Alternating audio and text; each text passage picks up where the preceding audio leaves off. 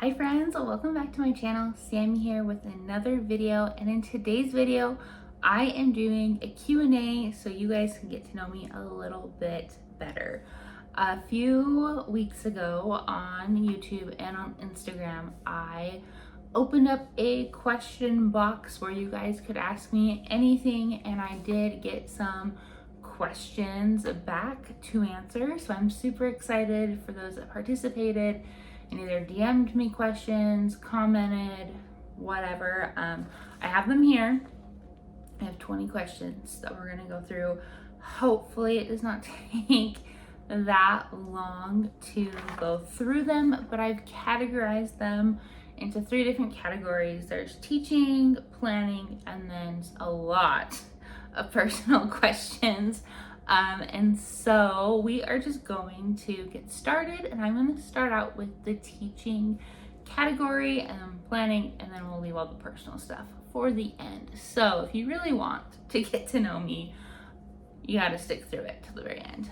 So let's go ahead and jump in with question number 1. It is, why did you choose to become an English teacher? And this question, I love it, because when I started out in college, I did not want to be an English teacher. I wanted to be an elementary ed teacher and teach like 4th through like 6th grade. Like I wanted to still teach older kids, but I wanted to do elementary. And it was my sophomore year of school when I was taking a required children's literature class, and I was also taking my first of 3 of the elementary math classes, and the math class was kicking my trash. I was like, math has never made sense to me, but the way they were teaching me how to teach math was bizarre, and I was getting really frustrated because I knew that I had to pass all these 3 math classes in order to become an elementary teacher, and I just felt very insecure about myself. Well, while I was doing that, I was also in this children's literature class, which was teaching me how to use books in my classroom and how to have a diverse classroom library. And honestly, it was my sophomore year of college when I discovered that I was a reader and that I loved reading. And I don't know why I'm kind of getting emotional about this. Like I feel very emotional inside. But I just had a fantastic professor who just knew how to show books in a positive light. And I was talking to her more about my frustrations with the math portion of my program and just asked her for suggestions, because I didn't want to be in college forever just to become a teacher. And she's like, well, you're doing very well in this class. Have you ever considered being an English teacher? And that thought has never crossed my mind up to this point in my life. Because honestly, I've always liked English things. I loved writing as a kid. I've always loved creative writing. And I took upper level AP honors English classes in junior high and high school. But I never would have considered myself a reader. I did not read for fun. I just was that type of person that was like, if there's a movie about it instead, I'll just watch the movie instead of reading the book. And I totally flipped a 180 during that semester of school. And I met with an English academic advisor instead of an education one. And he showed me all of these classes and doors that would open up to become an English teacher. And I don't know, it just clicked. And I knew that's what I wanted to do with my life. And I knew that's what I was meant to do with my life, if that makes sense. And so I finished out the math class. I passed barely. And I redeclared my major from elementary education to English teaching. And I finished out my degree. And I have been an English teacher for the past 3 years, and this will be my 4th year teaching English, and I love it. It's awesome. So that was question number 1. Question number 2 is, do you love teaching, and do you think you'll stay in it a long time? And I feel like this is a hard question because it really depends on the day honestly, I love teaching. The first part of the question is easy to answer. I love teaching. I've always known I wanted to be a teacher. I love those days when I'm in the classroom and I'm working with kids and it just clicks. Like our dynamic clicks, they're understanding things. If they didn't get something before, they have that aha moment and they get so excited about learning, or they connect to something in a way they thought they weren't going to connect to. I love that. That's why I'm a teacher. I love watching other people grow. That just brings me so much joy. Do I think I'll stay in? Do I think I'll stay in it for a long time? I would like to. I would like to be able to be a teacher until I retire. Like, I would love that, because I really have only ever thought of teaching. Like, there have been other careers that kind of I thought about as a teenager, and even when I was in college, that I thought I could do, but nothing really stuck out as much as teaching, and nothing has ever filled my cup as much as teaching. And so I would like to stay. With the way education's going and the way society treats teachers, I don't know, because one thing I've learned in therapy, and I'm no longer in therapy, but one thing I learned was to set boundaries and to love and respect myself. And if it comes to a point that I have to step away from my profession in order to respect and love myself, I might have to do that. I don't know, because there's a lot of scary things and hard things that are happening in education, between like all of the book banning, which especially affects me as an English teacher, and all of the gun safety stuff that we have to go through, and predator protection, and all of it, just the way people view teachers in general and think that we are like, I don't know, it's like an easy profession, and that we're lucky that we get 3 months off every year and that we get paid for not doing anything. Like, those type of people don't understand what educators have to do in order to get paid all year. I get paid for 180 days of the 365 days of the year, and I choose to spread out that 9 months worth of pay over a 12-month period of time, because I still have bills to pay in the summer, and over breaks and things like that.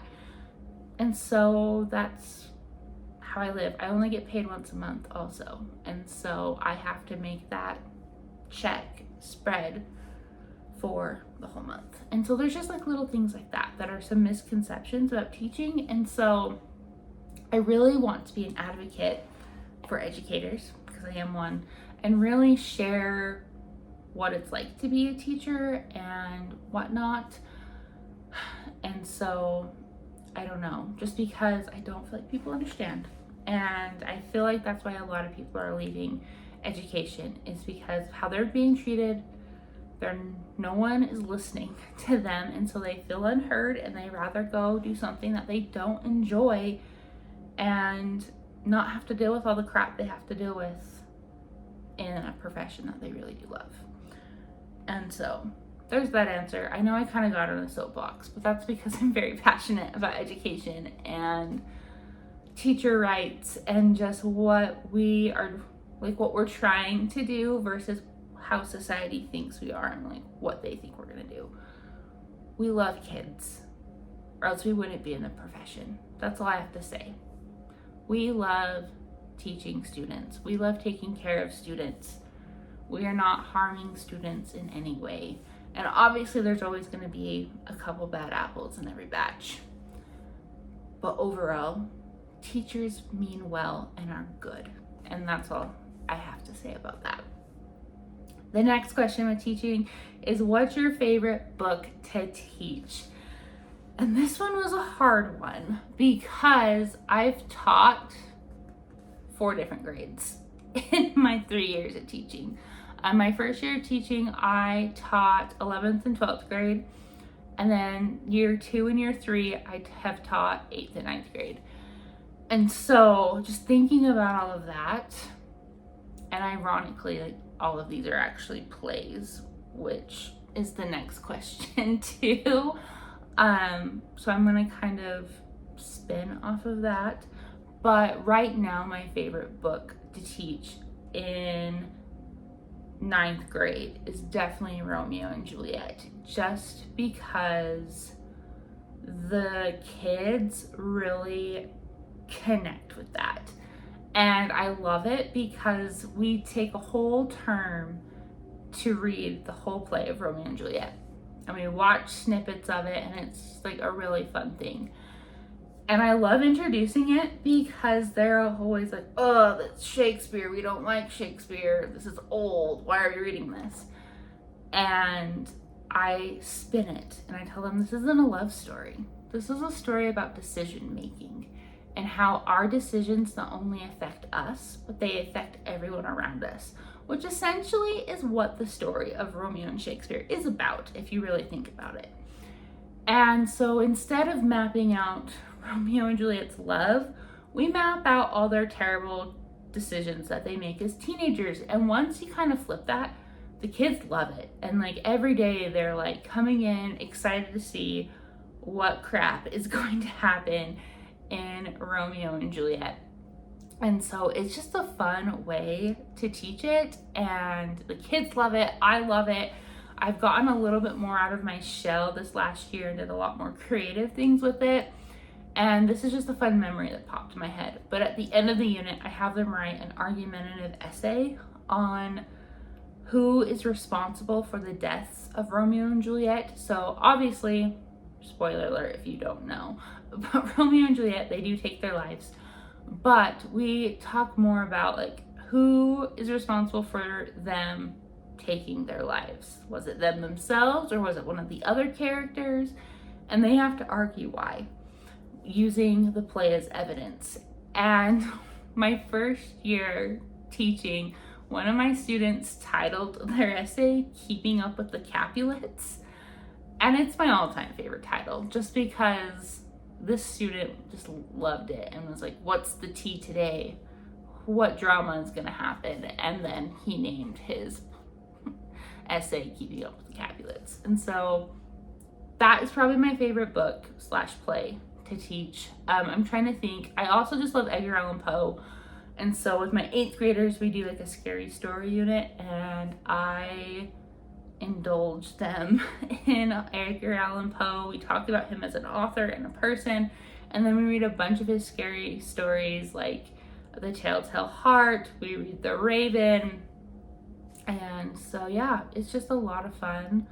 I haven't really had the opportunity to teach a novel with my students yet, just because there has been some hesitation just with the type of students that I have.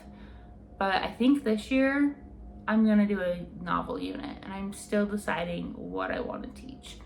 So if you have ideas and you're a teacher, or even if you're not a teacher, but there is a book that you read in junior high or high school and you're like, I love that, comment it below, and I would love to look at it. So then the 4th question was, what's your favorite play? And honestly, now it's Romeo and Juliet, just because of teaching it for so long. I also just love Macbeth. I'm a big Shakespeare nerd. I actually took a Shakespeare class once I became an English major, and it was one of my favorite classes ever. So I love Macbeth. I love Romeo and Juliet. Those are probably my most favorite. I got to teach Macbeth to my seniors, my first year teaching. And so the next questions are all about planning. My first question about planning is what your favorite planner supplies is.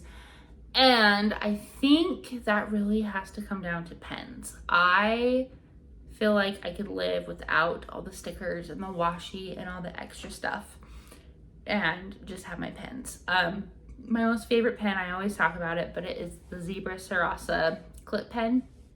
I also love the Zebra blend pen and the Zebra Mildliners. They're just my favorite, and I really feel like that I could plan just with pens, and maybe I should do that sometime. Is just do some pen only spreads, because I hardly ever do that because I have so many stickers. But I think that would be a fun thing to do as well here on YouTube and just in general for myself. So favorite planning supplies is definitely pens.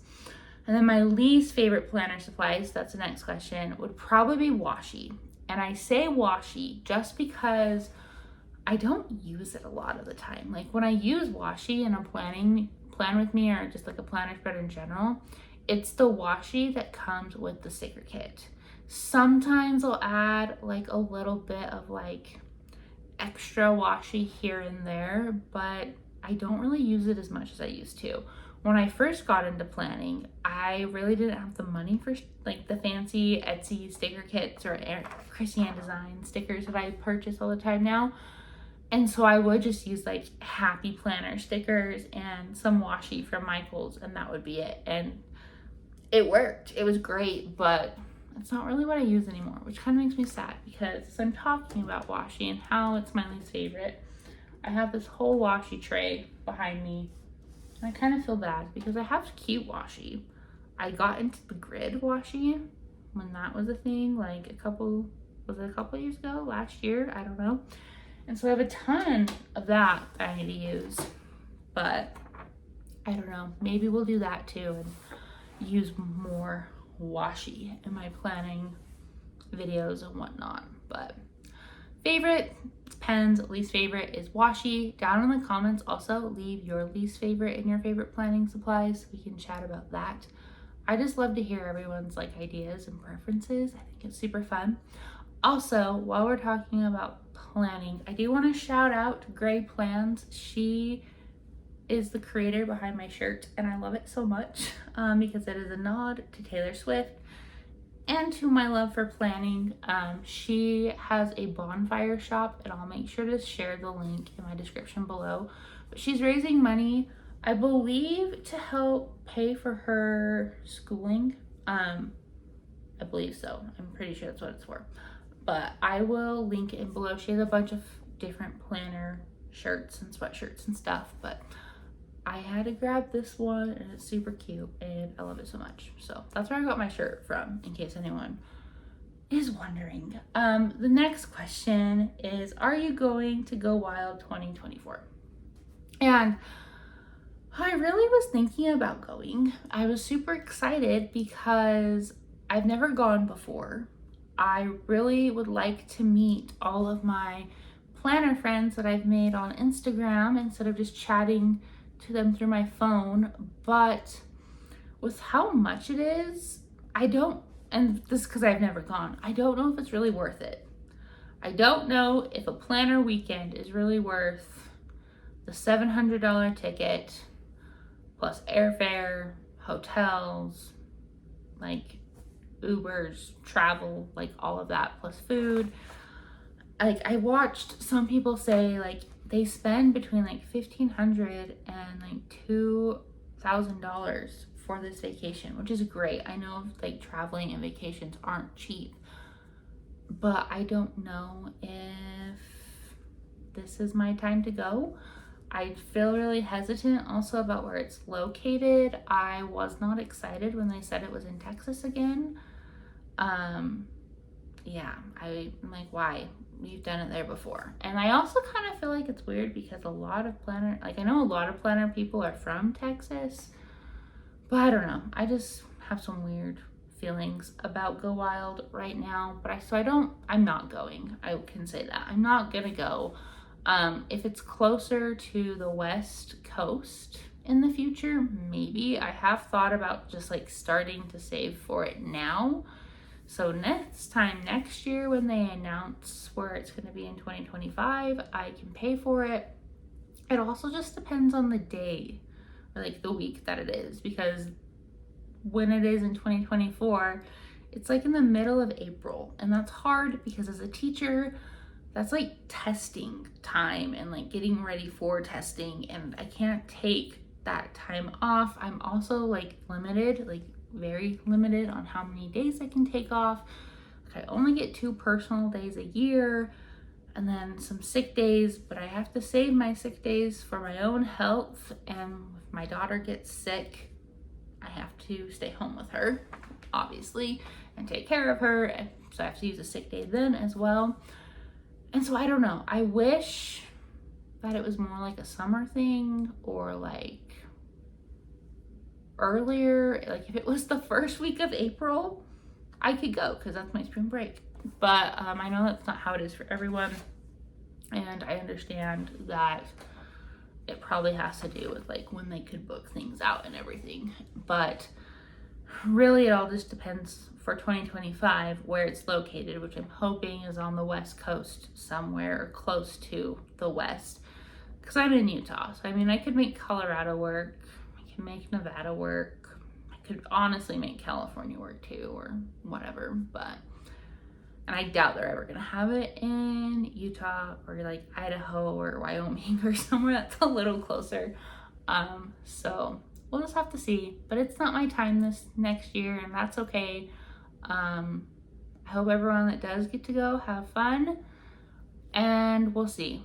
And honestly, like, we'll see how I'm feeling about it next year too, because like I said, I have some mixed feelings about the price and just like what I'm really gonna get out of it and if it's worth it or not. And so we shall see. Anyways, moving on to the personal questions, which there are a lot. The first one is, what's your favorite room or space in your new house and why? And this one's hard because I just love my new house so much. For those that don't know, my husband and I decided that it was time for us to move out of our first home this spring, and so we put our house up on the market and it sold like within a day. It was kind of scary how fast everything went, but we were able to buy our new house and move in at the end of May, and it has just been super fun hanging out here all summer. But my favorite room or space would probably have to be my bedroom, like the master bedroom suite area, just because in our old house, our house was made in the 1940s and it was so tiny. We only had one bathroom in the whole house. And so like, and everything was so boxy, like it wasn't open at all. And I just hated that. I hated that my bedroom was like smaller than my bedroom I had growing up. And that, I don't know, I didn't have like my own bathroom, like just have with my husband.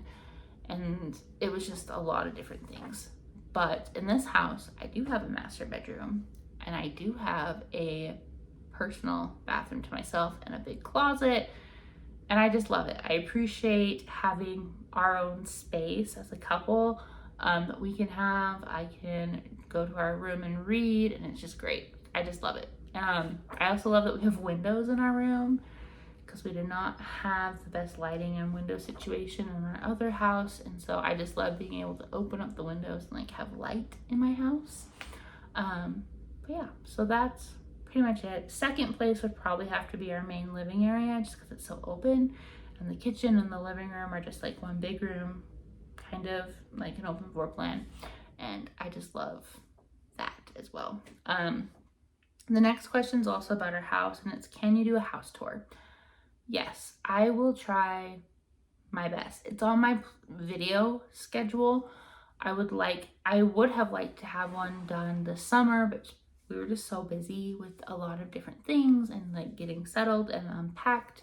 So it has not happened yet. And now that I'm going back to work, I'm like, when is this going to happen? So my plan is, because I'm filming this video before, like the week before I go back to work. So my plan is that I am going to get the house clean and film that video sometime, hopefully. That way it's ready to go, and then it should be out between September and October, sometime this fall. But yeah, that's my plan with that. We'll see how that goes. The next question is, what's your favorite Taylor Swift era? And I love this question because for those that don't know, I love Taylor Swift. She's just my favorite just because like I would consider her to be a big sister. And I know this is kind of going off of the question on a tangent, but She became a performer when I was getting into junior high, and I just loved her. Like I said, I looked up to her as a big sister. Her music just really resonated with me as like older sister advice, and because I am the oldest in my family, and so I didn't really have anyone that I could turn to. And so I just love her music, and I just love that I've like grown up with her, and now that I'm an adult I still resonate with her music, and it's just great. But my favorite Taylor Swift era would probably right now have to be the Lover era, just because I feel like it fits my personality so well. And I love all the pinks and the purples and the sparkles. Like, that's just me. Like, I love the colors. I love the songs. Like, I just love it. Also, the cherry on top of that answer is Lover is my daughter's favorite Taylor Swift album, because her most favorite song right now is Miss Americana and the Heartbreak Prince. I don't know why that became her favorite song or how it became her favorite song, but whenever that song comes on, she belts it, and she just has the time of her life. And so it just makes me happy watching her enjoy Taylor Swift as much as I do. So yeah, Lover would have to be my most favorite Taylor Swift era right now. The next question is, how did you and your husband meet? So this is a fun question. We met in college. That's the short answer. We met in college. I was just finishing up my first semester of college, and my husband had actually taken a break from school and was going back to school, and we had a class that was the same. It was a religious institute class that we were taking because I was getting ready to serve a mission for my church.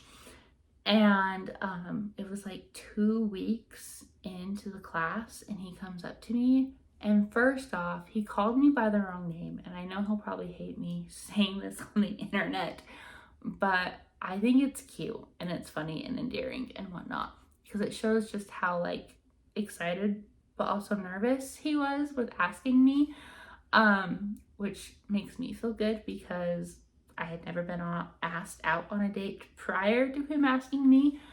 And so he called me by the wrong name. I am like, class just got out.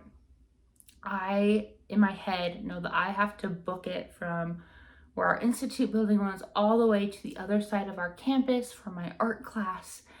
And so I am just like walking so fast, and he was trying to catch it behind me. And then all of a sudden I hear someone behind me say, "Hey, Cami." And I was like, "What?" And then he just starts talking. I'm like, oh, he's talking to me. That's not my name, but he's talking to me. And I didn't know his name at the time either, which is kind of funny. I knew he was in my class, but I did not know his name. And so he essentially just asked me out, and I was like, "Oh yeah, sure, I'll go on a date with you." And I wanted to make sure I did not hear my name, that it wasn't just me hearing my name wrong. And so I watched him like put my number in his phone, and he wrote Cami, and I was like, "Actually, it's Sammy." And he was so embarrassed, and I felt bad, but I also felt like if I was going to go on a date with this guy, I needed to correct him on what my name was, because I didn't want it to be that one of those situations where he thought my name was something and it wasn't that. And so I corrected him. He felt super bad, but I told him it was okay. And then we went on our date like the following week, and it was super fun. It was kind of a crazy time in my life because, like I said, I was preparing to serve a mission for my church, and I ended up deciding to get married instead. And it's crazy, but I am super happy with my choice. I feel like he's my person. Like, I don't necessarily believe in soulmates, but I do believe that there are certain people here that are made for you and that like complete you, I guess, in a way. Like, not complete you, but complement you. That's the word I want to use, compliment, because you don't need anyone to complete yourself. But he just compliments me in a lot of different ways, and things just worked out, and we got married in December of 2016, and we'll be celebrating our 7th wedding anniversary this December. So it's just crazy, but that's how we met, was in school. And then we dated. So we met in January of 2016, and we dated and got like engaged like in the like early summer. Yeah, late spring, early summer. And then we got married at the end of the year. So that's my story of how I met my husband. The next question is, what's your dream job? And honestly, I feel like I am living my dream job in some aspects. Like, I love teaching, and I know, like, I feel like that's bad, or like I'm kind of boring by just saying like I'm living my dream job, but I really feel like I am. If I want to expand on that and be a little more out of the box, my dream job would probably be like to be an artist or a writer. Like I said, I've always loved writing. I've always dreamed about writing my own book. I've always wavered though back and forth on whether that's going to be like a more like self-help motivational book, or if it's going to be like a fictional book. And so I don't know, we'll have to see. But I love teaching, so I feel like I am living my dream job. But if I could have any other job, it would be something creative, like writing or painting or just art in general. The next question is, what's been the biggest struggle in your life? I was like, oh, this is a big one. I think that would just have to be my health in general. For those that don't know, when I have epilepsy. We'll start there. I have epilepsy. I have complex partial seizures. And so what that means is only half of my body seizes when I have a seizure. It is the left side of my body. It will shake and seize. And yeah, and they're slowly transforming into grand mal seizures, which is what people typically think of when people say seizure, and that's when the whole body seizes. My first seizure I had was when I was 3, and I've had them ever since. Doctors don't know why I have them. And really, as a kid, I never really felt different. The first time I felt different with my epilepsy was in high school, because I was seizure free for a long time. Like, I didn't have any seizures in junior high.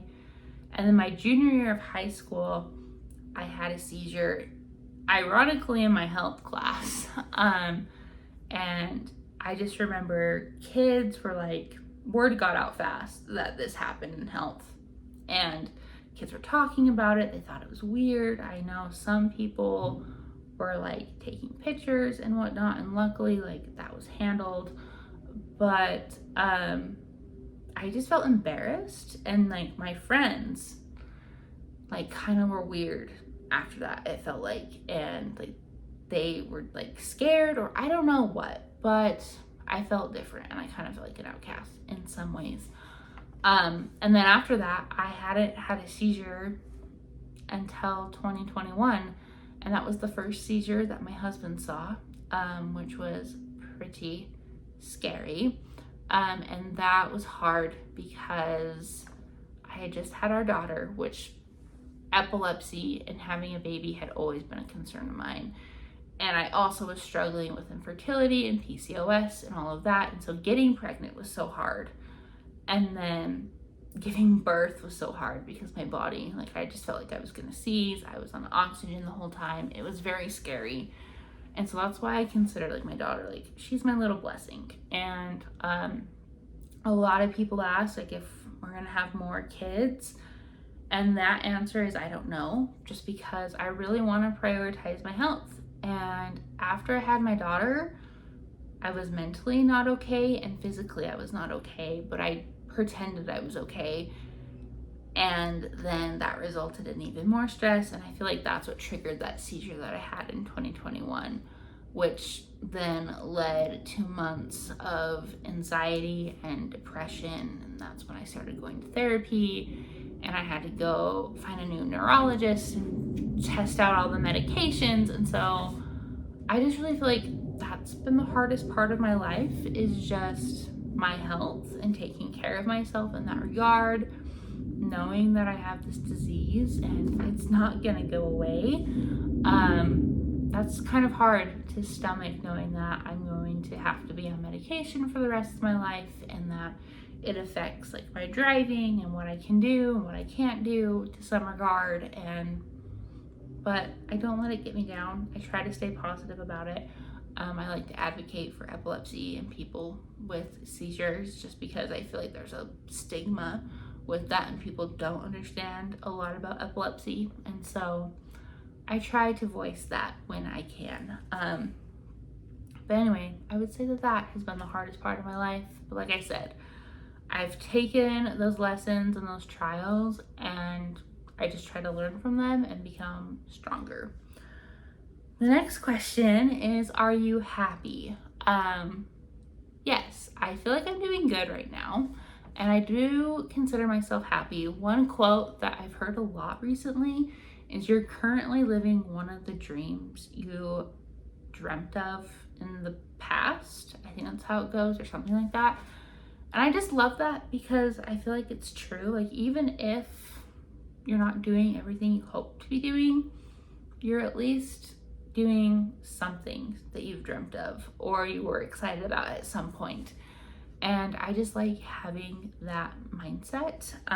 But I do feel like I'm happy. I mean, I'm very fortunate, and I have a home. I have a great husband who supports me in everything that I do. I have a great daughter who is super funny and keeps me on my toes, but also has taught me so many things for just being a young 2-year-old. I love my job. I love connecting with people here on social media and doing what I'm doing here. And so I would say I'm happy overall. There are obviously some things I want to change or do in my life, but I don't feel like that's taking away from anything that's currently going well in my life, if that makes sense. The next question is, what are some of your pet peeves? I would say that my number one pet peeve is when people are late. If you say that something starts at 9, in my mind, I was just raised this way. You leave your house at like 8:35 so you can be there by like 8:50, 8:55. Like, you don't leave your house at 9, or you don't show up like a little bit after 9. I don't know. Like, I just hate it when people are late to things. I also hate when people are eating and they're like slapping their food against their cheeks, or like chewing with their mouth open. That really bothers me. My brother used to do that growing up, and it was disgusting. But yeah, I don't know. I feel like I probably have a lot of pet peeves, but those are the two that I can think of off the top of my head. But yeah, I also don't like snoring. Snoring bugs me, but I don't really know if that's a pet peeve or not, because I know some people can't help that. But that's that. The next question is, how were you when you grew up? So I think this is talking about like how I was as a child or like a teenager. So, like I've said before, I am the oldest in my family. I'm the oldest of 3 kids. And I feel like I was the like goody good 2 shoes type of child. I feel like that I always had to exceed a very high expectation to please my parents, which is where like a lot of like my anxiety and like perfectionisms come from, because I've always tried to please other people in order to feel good about myself. And so yeah, I always had good grades. I loved school, and that was just me. I love school. I'm a nerd. But I loved going to school, so I always did my best. I was very outgoing and did things. I was very athletic. I did like soccer, basketball when I was a kid, and then in high school I played lacrosse. on my high school team. I did student government throughout junior high and high school. I was on the yearbook staff, and I was a newspaper editor for our high school. So like I just did everything. Just because I don't know, it's just what I did. I was just that outgoing person. I wanted to please my parents and do all the good things and make them happy. I also feel like with my siblings, I kind of feel like sometimes I was like a second mom to them in some regard, especially my sister, who is the baby of the family. And she has just always come to me like as looking for advice and whatnot. And so I don't know, I feel like that's kind of how I was growing up. I was just that straight A, strive to do your best type of kid. I hated breaking the rules. It gave me anxiety. And so yeah, that was me in a nutshell. The next question is, how many siblings do you have? So like I said, there's 3 of us. There's me, and then there's my brother. He'll be 23 this year, like in a month. And then there's my sister, and she just graduated high school, and she'll be 19 also in a month. And so that is the 3 of us. I love my siblings. They're great. I do feel like I've always had a stronger relationship with my sister, but I do feel like also right after I graduated high school is when I started developing a better relationship with my brother. And we got really close right before I got married. And so I really love those memories and that time with him. Because growing up, I just saw him as my twerpy, annoying little brother who wanted to ruin my life. I mean, it makes sense, right? But as we've grown up, we have gotten along much better, and I just love them. They're great. The next question is, what's your favorite restaurant? I love all food. I'm not that picky, honestly. When it comes to fast food right now, I'd probably have to say Raising Cane's. They're my favorite. And then when it comes to like sit down places, I don't know. I always like steak. You can't get mad if there's a steak in front of me. And I also really love Mexican food. And so Mexican or steak, I'm a happy camper. What's your favorite TV show? I have a bunch. I am a TV show junkie. I love reality TV, like Married at First Sight, Love is Blind, those type of shows. I think they're hilarious and I love them. But then I also like sitcoms. I love Friends. Friends was probably my most favorite show growing up and as a young adult. And then New Girl, which I will have to say, I discovered New Girl right after Friends had been taken off of Netflix, which made me so mad. And I started watching New Girl. I had no idea what it was, but my sister mentioned it to me and I was like, yeah, you should watch this show. So I started watching it, and I started like seeing a lot of parallels between New Girl and Friends, and I'm convinced that New Girl is the modern day Friends. I mean, it's about a group of friends that hang out in a loft or an apartment together. There's like not love triangles, but like love happening within the friends, and it's just about being a young adult and growing up, and that's what Friends was. And so I don't know, that's just my opinion on that, but I love New Girl. It's my favorite. And so yeah, those are probably my 2 top favorite TV shows. And then lastly, the last question is, what is my favorite movie? And this one's a hard one too, because I love movies, but I think my all-time favorite movie is The School of Rock. I remember when this movie came out on DVD, and my dad bought it for us as a family. He bought it for himself, but I remember watching it with him, and it was like the first PG-13 movie I can remember watching, and it was so funny. I loved it. I've always loved it. I can quote it now like word for word. And it's just become a good part of myself, I guess. But yeah, so that is a little bit about me. I hope you enjoyed this little Q&A. I hope it wasn't that long. It probably was a little bit long. But now you know a little bit more about me, more than just me being a planner and a teacher. And so yeah, if you have any other questions, or if you want to do another Q&A about certain things, leave those down in the comments below. I would love to do another one of these if you enjoyed it. But that is all that I have for you guys today. So don't forget to like this video and subscribe if you are new here. And until next time, guys, I'll see you all later. Bye.